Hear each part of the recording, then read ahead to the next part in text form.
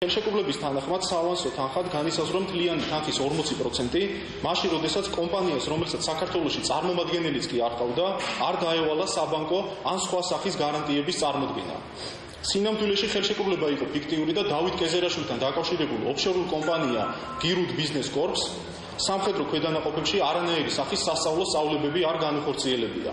დანაშაულებრივი გეგმის თანახმად ფიქტიური ხელშეკრულებების საფუძველზე კომპანია გირუდ ბიზნეს კორპს თავდაცვის სამინისტროდან ოფშორულ ზონაში გახსნილ საბანკო ანგარიშზე საავანსო თანხად გადაერიცხა 2.330.000 евро, ხოლო დარჩენილი თანხების გადარიცხვის მიზნით თავდაცვის სამინისტროში ყალბი ანგარიში შედგა, თითქოს და კომპანიის მიერ სამხედრო დანაყოფებში ჩატარებული სწავლებების შესახებ, რითაც კომპანია გირუდ ბიზნეს კორპის საბანკო ანგარიშზე გადაერიცხა დამატებით 2.700.000 евро.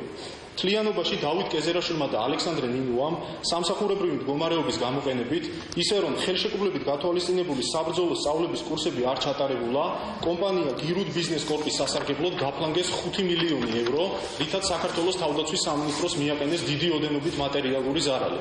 მოგახსენებთ, რომ დავით კეზერაშვილის და ალექსანდრე ნინუას მიმართ გამოტანილია დადგენილებები მათი ბრალდების შესახებ საქართველოს სისხლის სამართლის კოდექსის 192 მუხლის 2 და 3 ნაწილებით, რომელიც სასჯელის სახედაზომად ითვალისწინებს თავისუფლების აღკვეთას 7-დან 11 წლამდე ვადით.